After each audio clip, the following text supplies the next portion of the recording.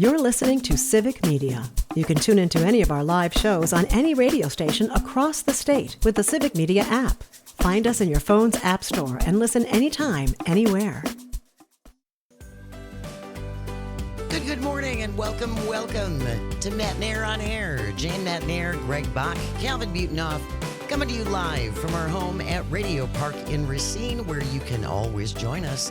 Call or text. The number is the same, 855-752-4842. Leave a comment if you're watching in the live stream on Facebook, YouTube, and what used to be Twitter. Micah Daia is the head of civilian investigations and support and a founding member of Zero Shadow, a leading crypto and Web3 incident response firm. Micah, good morning. Thanks so much for joining us. Good morning, and thank you for having me. Absolutely. Well, let's start first of all with what it is that Zero Shadow does. From my understanding, you help crypto companies stay legitimate. Is that accurate? In a way, yes. So we do a little bit of everything. So one of the things is, we help those that are already in the crypto space stay safe. So, okay, hey, doing audits, things like that, reviewing what are safe procedures, what's not safe. But primarily what we're known for is our incident response. And so that's when the bad stuff has happened, that they've been hacked, exploited. Maybe, there was something of an insider theft, North Korea, unfortunately, these malicious interviews, something more on the malicious side where they need on the go now 24/7 monitoring, where we're pretty much tracing, investigating, working with law enforcement, and kind of in a way like a crypto superhero where our goal is to freeze. So, are you looking out for like crypto scams though? Is that what you guys are involved in? Because huge. this is a big thing, and I know I found a couple articles too. A lot of seniors and a lot of young people are pulled into these crypto scams. Oh my goodness, I don't even know where to start, but that is one of our main things is where we try to, inform ourselves, hey, what is happening right now? Like, what are the big trends targeting people? And then it's not even just like targeting like the crypto exchanges, like the big crypto people who have millions and billions of dollars, but it's also like the individuals because that's usually where it starts. And so, like I'm pretty sure you're well aware of like back then in the day, you'd receive a suspicious phone call. Somebody would walk you through, tell you to go to Home Depot, purchase like some sort of gift card, so Yes. on. And so now with the crypto theft, like those pretty much like those like transcripts of what the scammers used to use have evolved, especially as the financial system has evolved, technology has evolved. And so it's been a fun, interesting time, unfortunately. I don't mean I do not want to come off disrespectful to our older folks, but like the directions of go to Home Depot, buy a gift card, and then the steps. I understand. Again, I don't want to sound insulting. I understand how they get that process, but as far as crypto goes, how do seniors get pulled in when sometimes technology can be a problem where they don't even understand certain simple things that are everyday processes? How do they get involved in crypto then? How is it? How are you walking them through that process? Oh my goodness. One, I'm glad you mentioned that, Greg, because like when I'm, chatting with victims or I like to call them users, individuals afterwards, Mm-hmm. it's so difficult just to get them on a Google Meets call. And so I'm like, Yes. it took me over half an hour to get you on a phone call just so I can see your face so you can see I am a human. Yeah. How did you get walked through this? Yeah. Right. Because like if you've seen crypto, it's a little complex. It's complicated. It is. It's very complicated, but these scammers are Mhm. so patient. Yeah. I cannot even explain the patience they have. In a way, I'm like, they have a patience of a god, but that's their job. Like they're pretty much in the business to scam. And so I've seen a few different trends of what they'll do to take advantage of the elderly. So one, like I'm sure you've all seen it. You get that suspicious text message. Hey, Mario, it's me. Do you remember me? Do you want to grab lunch? Hey, we met on that dating website. Hey, I'm going to be in town. Like those weird messages that somebody might be Mhm. like, oh, okay. Like, let Maybe me I forgot. respond. Yeah. I just got a new phone, so on. Oh, maybe this will be like that story of that one grandma who opened her home to somebody that was confused on Thanksgiving. Yeah. And so they'll start that little messaging banter like, "Oh, sorry, apologies." Or maybe, they start somehow like they answer a phone call where the scammer is impersonating, somebody like such as law enforcement, financial institution.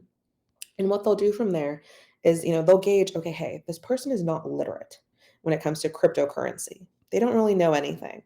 So they might start with a few different angles. One, they'll say, hey, your 401k, your financial blah, blah, blah portfolio has been compromised. We need to get you to a safe space. Mhm. Or they can start with the narrative, hey, it starts on like some dating application where they're lonely, whatnot. And the scammer says, hey, um, I I'm involved with my uncle's investment opportunity. Like we have like these really great promotions coming up soon. Are you interested? So they start with some sort of like hook to bring them in. Mm-hmm. And then depending on the patients, they either one might hop on like a WhatsApp call or they might share a video link. They might share a link that gives them access to their device where they're able to screen share. And so that usually tends to be one of the main two things is they try to find a way that that person, the individual, can give access so then the scammer can walk them through. Or they might email them a link because they'll be like, oh, here's my email. And then they have them click on the link, which downloads the software, the remote access software, where they might, again, a lot of us use like password reuse. So, like your password to your email might be the same password for your bank account. And then they walk the user through, hey, we need to make this safe. Like, so let's go do this. We're going to go open this account and they walk them step by step where the, remote control might be showing the arrows. Oh, you see this little thing in this upper left corner? We're going to click those dots. Oh, you see bank accounts. Oh my Okay, hey, gosh. we're going to go on this drop down and Oh. you're going to connect your bank account. You're going to get some emails right now. Don't worry. Again, this is all part of the process. You're just going to say yes, yes, yes, yes, yes. And so I've had some elderly users where in the past weeks or whatnot, they didn't really know anything about crypto. Mhm. Maybe there was a language barrier. English isn't their native language. So they're concerned when it comes to immigration status, whatever the thing be. So that the moment, your traditional financial institution calls you, they lie because the scammers are telling them to lie. Yeah. And so we have on one end where the traditional financial system has like these enhanced due diligence measures to protect them. Mm-hmm. But then depending on the user, they're so engaged into it, especially if it's a romance scam, unfortunately, they're willing to lie. Boy, And so, yeah. you just make my stomach hurts now. I can just seriously though, I can imagine if I didn't have this job Mm-hmm. and read as much as I do and talk to people like you, Micah, I can see getting a phone call, someone saying your 401k has been compromised. We need to do something right now or they're going to drain your savings. Mm-hmm. And that panic that Oh, you yeah. feel, right? And getting a call like that and then trusting them. Boy, Mika, when you talked about how they are walking you through the process of your own demise, essentially. Exactly. Yeah. They're taking advantage of your emotions, the panic, and because like they're heightening like these emotions and the panic, your normal alarms that are supposed to be preventative, they're out the window. Yep.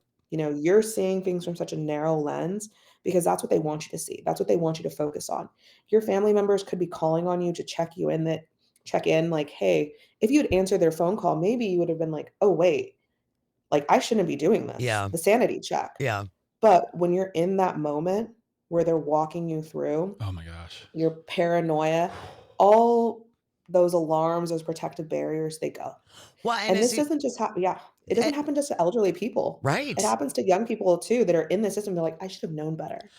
You Right. know, If you're just joining us on Matt Nair on Air, Micah Daia is our guest. She's the head of civilian investigations and support and a founding member of Zero Shadow, which is a leading crypto and Web3 incident response firm. And that's what I wanted to talk about next is that, we have a person from the Better Business Bureau who comes here and talks about scams every quarter just to be on the lookout. And one of the things we always discuss that this is not an age specific thing. With young people, it might even be easier by just someone saying, hey, I'm going to use teen speak. Hey, bro, do you want to get on this thing? And they just click, click, click, and they're done. And that's it because they see crypto, they see riches, they see the world around Easy them, money. and it's easier. And this is a point where parents have to be involved in what their kids are seeing on their screens, because it's a matter of going from, I mean, who knows if that bank account on that tablet is hooked to the credit card of their parents, and they say, "Oh yeah, of course we want crypto," and they hit it. I mean, how are kids being brought in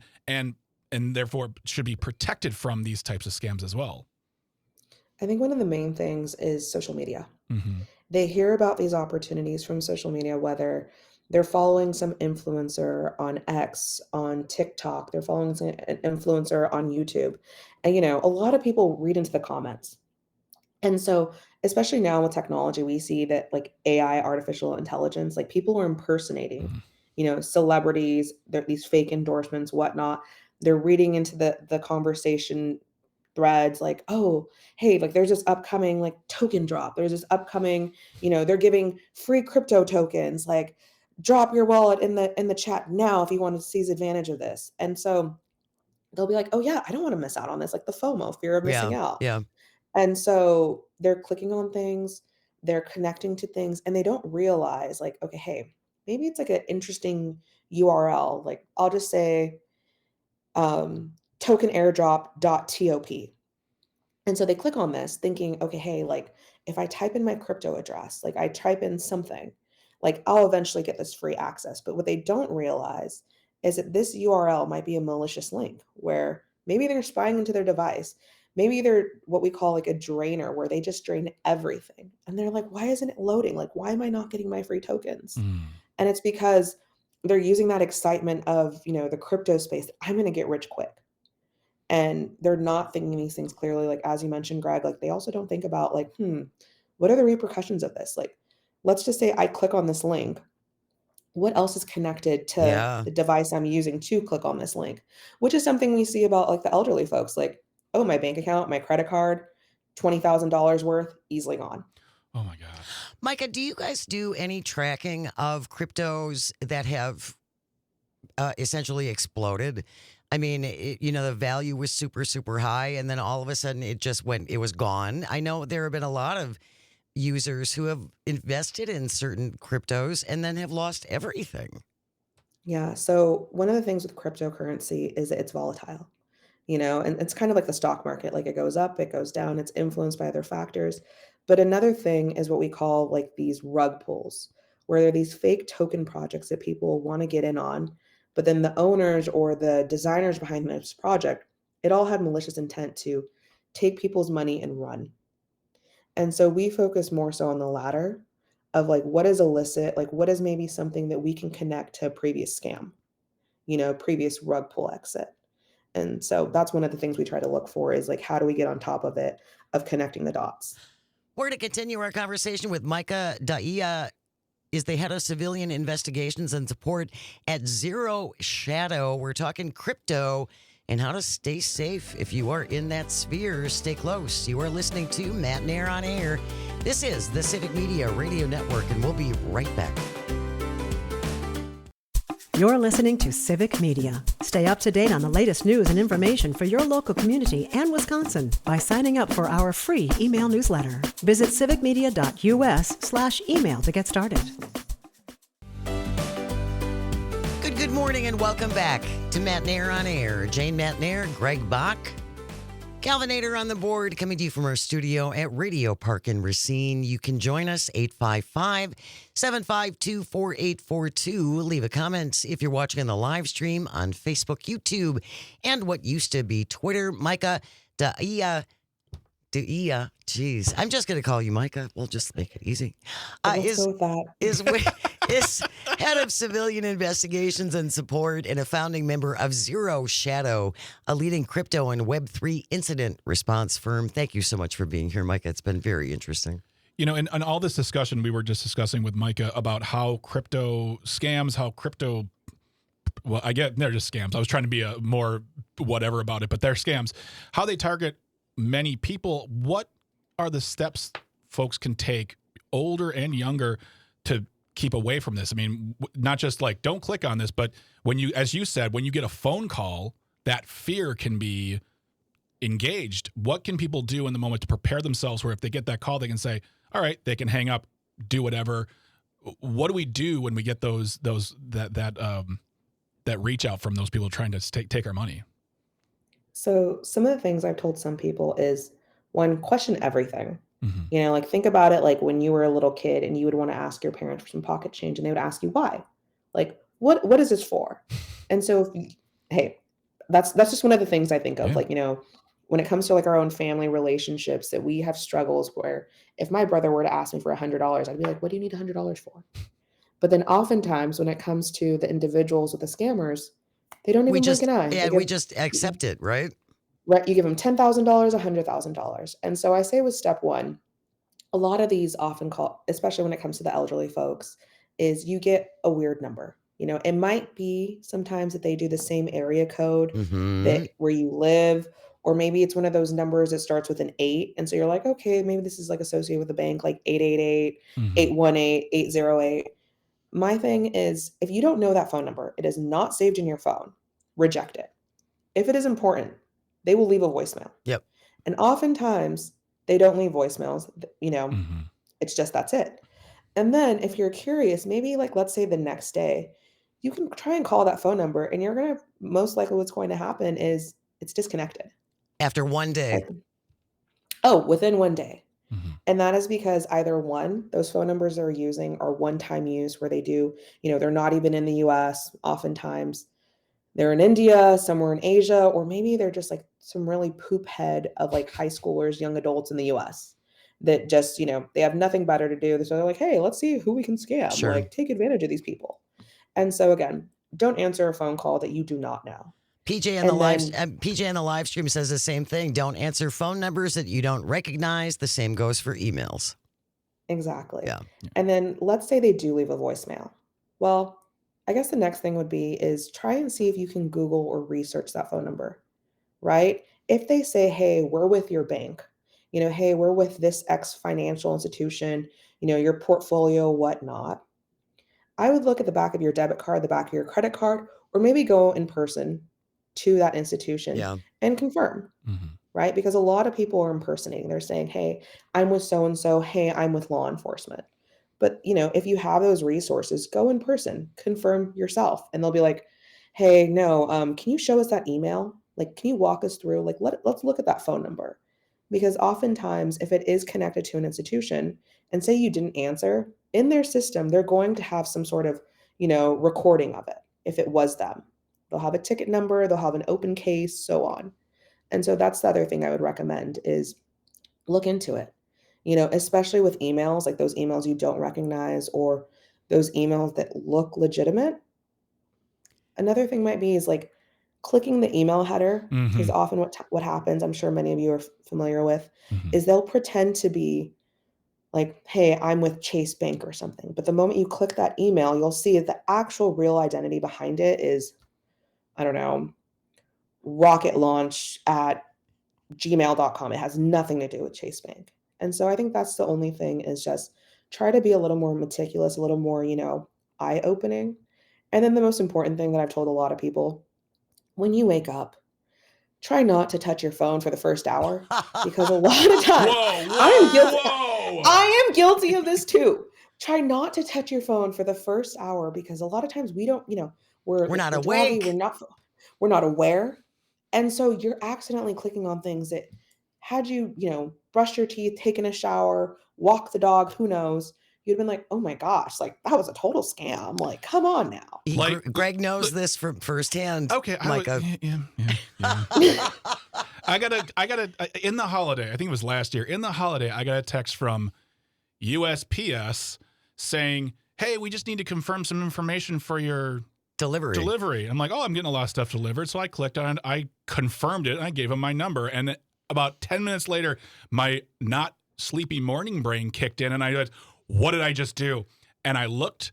And I saw where the link came from, and I should have gotten 3 tickets driving to the bank because I sped to the bank to cancel that card. And that's my point over all these discussions, that you may think you're tech savvy, you may think you question everything, but there are moments where you just aren't thinking and you do something and you're in this situation. So yeah, I think, Micah, that is don't trust anything you get. Always ask questions. Yeah. Yeah, and it's like, especially, it's like, just take time to pause before you do Hmm. something. So whether you're waking up, you're running around doing groceries, or you're at a party. I've had users where they were in control of, like, actually, this was a user, $20 million. They were at a party in Florida, accepted an airdrop link, and then boom, you know? Oh my So it's like, if you can, just take the time to pause, and you can always come back to it later. Wow. God. Micah Daia is with Zero Shadow, a leading crypto and Web3 incident response firm. It's been so interesting, Micah. Thank you so very much for your time. Of course. Thank Have you. a great day. News is coming up next, and then a little audio sorbet on the other side. Stay close. You're listening to Matt Nair on Air. This is the Civic Media Radio Network. Good morning. Welcome back to Matt Nair on Air. Jane Matt Nair, Greg Bach, Sweet Calby, coming to you live from our home at Radio Park in Racine. Join us at 855-752-4842. Leave a comment if you're watching on the live stream on Facebook, YouTube, and what used to be Twitter. Tomorrow is Giving Tuesday. I'm going to give thanks for that. As well, you should. Yeah. That was my very... And thank you very much. Thank you very much. Giving Tuesday, of course, an opportunity to donate to our favorite local charities. Yes. Civic Media and all of our stations around the state have picked a couple that we would encourage you to donate to if you don't have one particular charity in mind already. A lot of folks already have their favorites.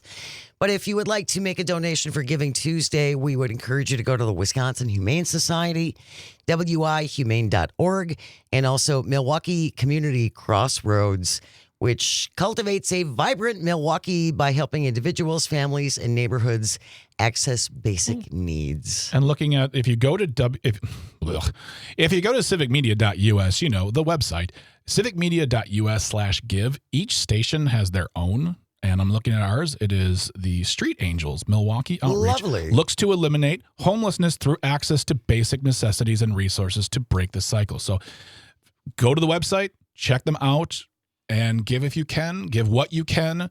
Every And- little bit helps. It really does. And if you can't give, we understand that. Just spread the word then, because these organizations in trying times, and let me put it, in normal times, it's tough for these organizations to be around. In trying times like this, it's going to be even more tougher. difficult. So even if it's just like, I just got $5, that $5 will be used. Absolutely. It all adds up. It really does. Yes. And the other thing you can do too, especially when it comes to like the Humane Society Yeah. and Matic, Yeah. Milwaukee area animal domestic control, they have to take every animal.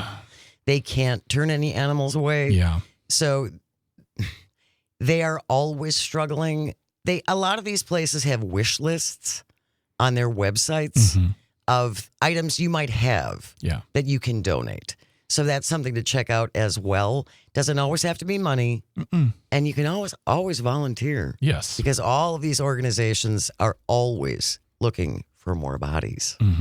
Okay, it is the portion of the program we call Audio Sorbet, Ooh. where we get away from the news and talk about other things so we don't all crack up.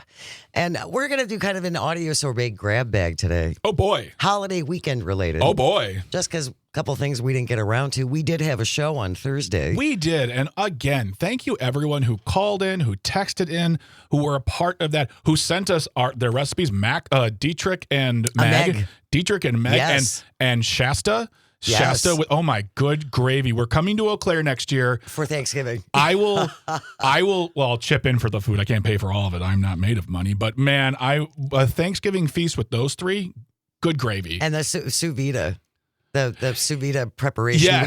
We got another email about that too on Jane Says. So some interesting things we're going to research there. But yes, how was your Thanksgiving weekend? How did you manage with the snow? Did you end up changing your plans? If you got snowed in on Saturday, what did you do with your day? You Yeah. were supposed to go to Indiana, Yeah. and you were the bringer of the turkey. Yeah, it was an interesting. So I'm always a little stressed out in the holidays, Thanksgiving and Christmas. Those are the only holidays my family really do anymore. And it's just I want to make sure everything's perfect, and I want to make sure everyone's having a good time, and I want to make sure that there's nobody going, oh, well, and then ... a passive aggressive complaint Okay. about how we are not good at what we do. Point is, it's been the same for the past few years. My mother-in-law is so gracious and allows us to use her house as kind of our, and it's the gathering spot. for my family. Not even this is not an in-laws. This is my family. So my mom, her companion. Oh. My sister, her husband, the niece and nephew, me and my wife, and then my mother-in-law, we all gather at Thanksgiving at her house. Because, again, I am lucky, blessed, whatever you want to say, to have a mother and a mother-in-law who are deathly Adorable. close friends. That's They're fabulous. so close. They That's love each other so wonderful. much. But we all gather there. And there was a crybaby moment from yours truly over some poorly constructed chairs that needed to be put together, but that got solved and I got over myself. And we bought again this year a turkey from a local farm, Two Creeks Farm in Union Grove. If you can't get to Union Grove, buy yourself a local turkey. If that's your thing. If it's a chicken or a ham, go local. There's many reasons. One, you are supporting local business. You are supporting our farmers. And also, I'm sorry, it's just better. And this year, Jane, oh my God. Was it the best turkey on the entire history of turkeys? There was almost a big problem because the turkey got done quick. Well, let's go back now because you were supposed to go to Indiana. Yeah. And you were the bringer of the turkey, and you did not go to Indiana. Well, the Indiana trip happens on that Friday. So we always do Thursday at my mother-in-law's house. And then Friday, we pack up the car. We go to Indiana, South Bend, where Bridget's family is a lot from, the Indiana area. And just kind of spend like 2-3 days there catching up with folks and friends, people who are flying in from all over the world to spend time with family. And Thanksgiving's over. I'll get back to the turkey in a moment. But Thanksgiving's over. It's the next day. We know a storm's coming here in Wisconsin. And then all of a sudden, Bridget's cousin, who is in Ireland, says, oh, there's a huge storm warning in Indiana. And it's like, oh, well, so what? I want to go. I don't want to be here. I want to go. I want to get out of town. I don't take vacation much. And No, you don't. And it's also, I like hanging out with their family. So long story short, too late.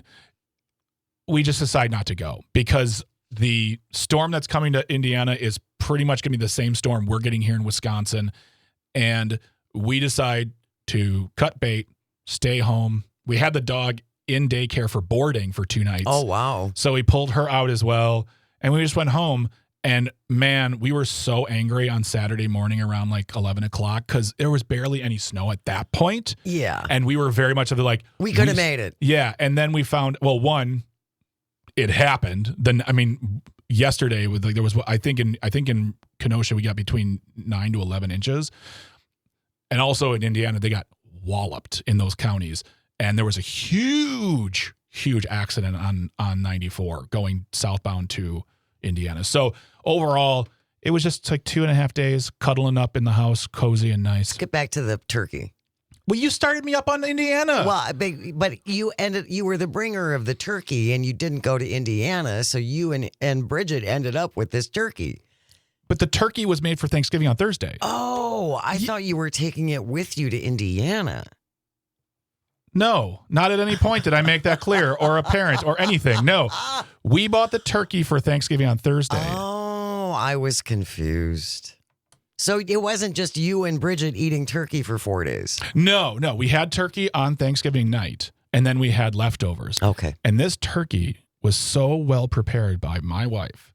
It was brined. It was just given all the love and support it Brined needs. and basted and sung to. Mm-hmm. And we almost got to the point where it was like it cooked. It was done before people showed up. Fresh turkeys, I guess, cook faster. And Interesting. Yeah, I don't know. And I'm sure the people on the live stream going, yeah, of course they do. But point is, we got the turkey done. We just told everyone, hey, we're going to be eating a lot sooner than we expected. And no one cared. They're fine with that. I mean, nowadays, Thanksgiving takes place at 1 p.m. sometimes.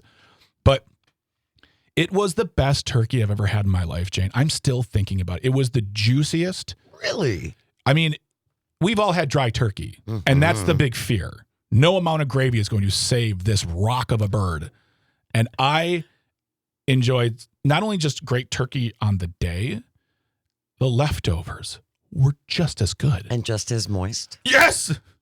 I'm fine with that word. Boy, Bridget did something special to that bird then. She's a little annoyed with me bringing up how good it was. And I'm just trying to heap praise upon her. I'm like, that turkey, I'm still thinking about it. 855-752-4842. It's an audio sorbet grab bag today. Just want to know how your holiday weekend went. What did you do when you were snowed in? On Saturday, I baked. Yeah. Roger from Stevens Point texting in. I just want to send out kudos to Cece Winans for her beautiful singing of the Star Spangled Banner before the Packers-Lions game on There you go. Thursday. The Yes. Packers victory, that is. Packers win. I was very surprised by that one because the Lions Lions have been hot. So you said you baked on Thursday? I baked on Saturday. On Saturday. Yes. So what did you do on Thursday? Like just hung Well, out? Thursday got home. Well, I had to go to the grocery store Because you needed 2 eggs. because I needed 2 eggs. Because you didn't text me and say, Greg, can you bring me some eggs? Went to the grocery store, went home. I made we're not big turkey eaters, Yeah. turkey fans. And Yeah. it was just the 2 of us. Yeah. So I made a quiche, Mm. mushroom, bacon, and Swiss. Oh, It was pretty tasty. that sounds amazing. And then Saturday, after I did hit the library in the morning, I love our local library, Which library is yours? Wauwatosa. Nice. Wauwatosa Public Library. It's fabulous.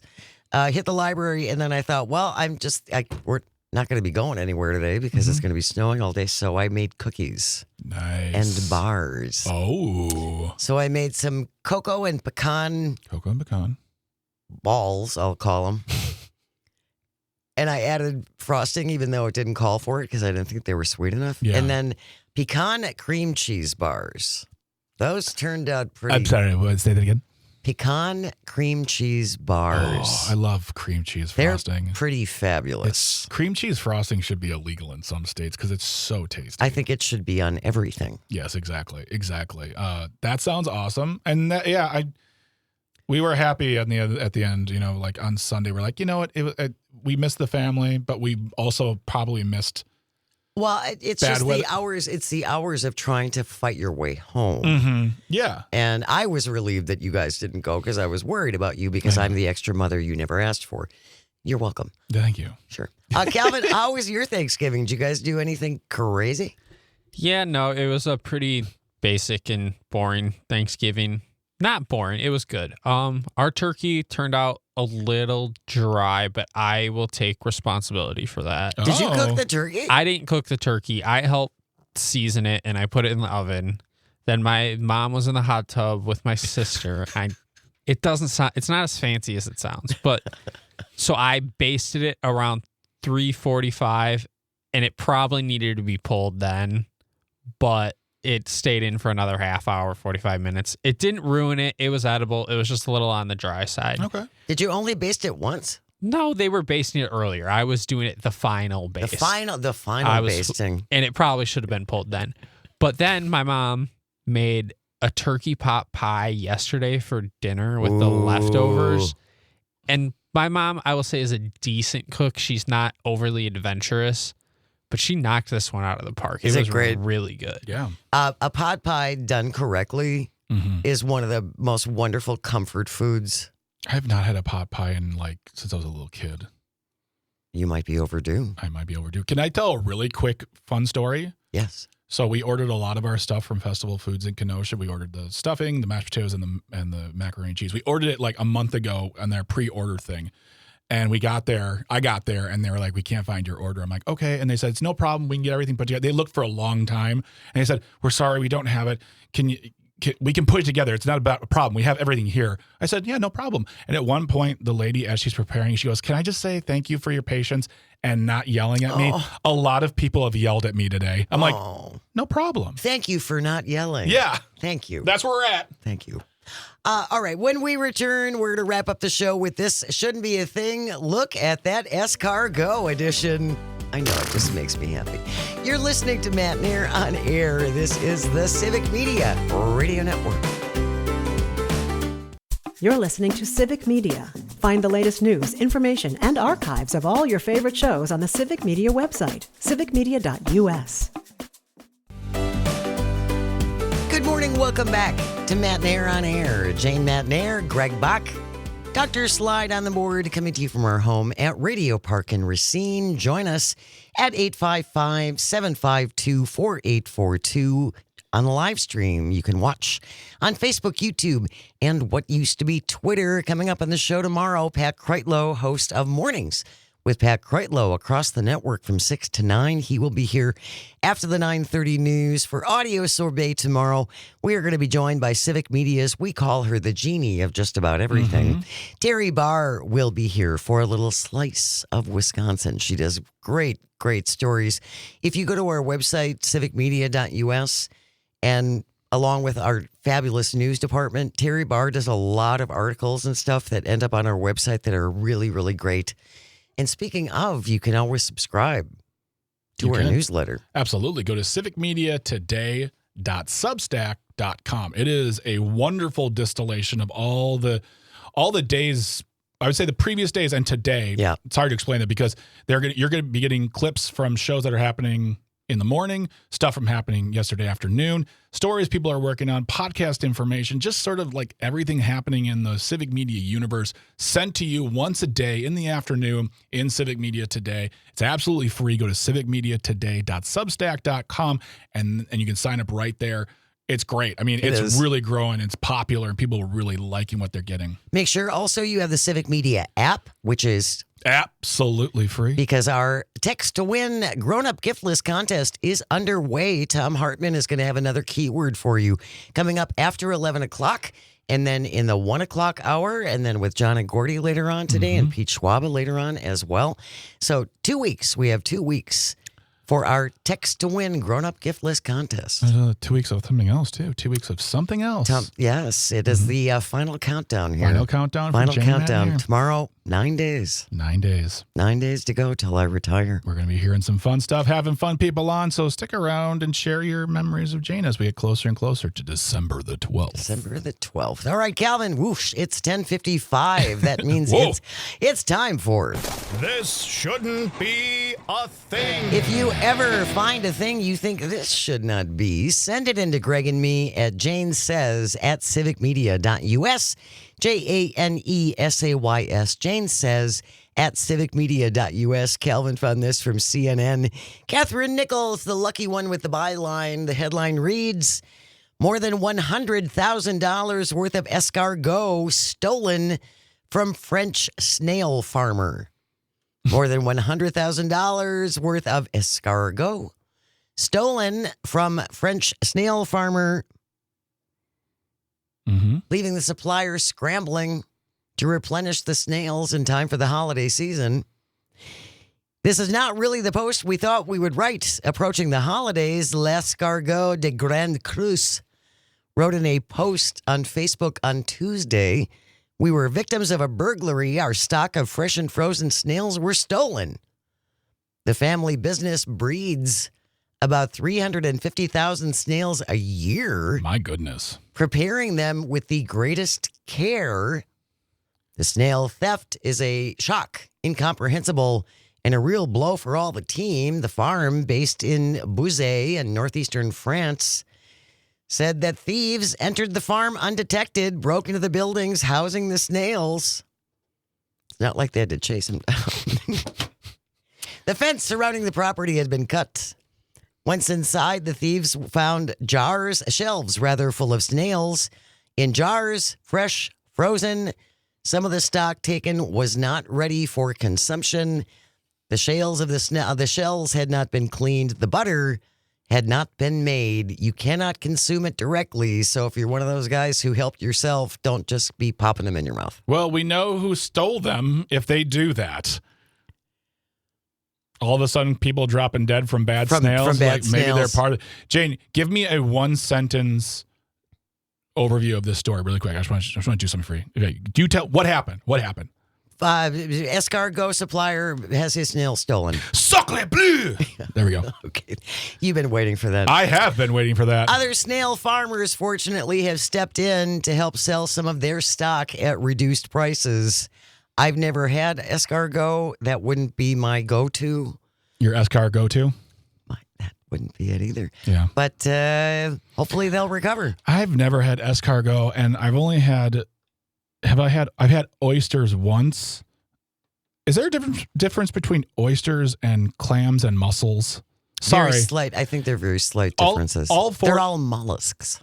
clams, oysters, mussels, snails has never been on my top list to like try. And people, I know people who love it. They're like, you got to try it. I'm like, actually, I don't. I don't. I do not have to. Like, here's the thing. Here's me not trying it. The world's still going. And as I always say, more for you. There you go. That wraps up today's episode of This Shouldn't Be a Thing. Thank you, Greg and Calvin, and all of our engineers and everyone at Civic Media. Without you, nothing works. And thank you most of all for calling and texting and watching on the stream and for listening. It absolutely means the world. I hope you find some joy today and you have the chance to share it. Keep it right here. We have news coming up next on the Civic Media Radio Network. Have a great day. We will see you tomorrow. The national news cycle never stops, but it can be hard to find news about your local community. Civic Media is dedicated to providing quality local and state news coverage across Wisconsin. With the Civic Media app, you can get notifications about local stories that matter to you and your community. Find the free Civic Media app in your phone's app store and choose notifications from the menu to tell us what kind of news you want to hear about.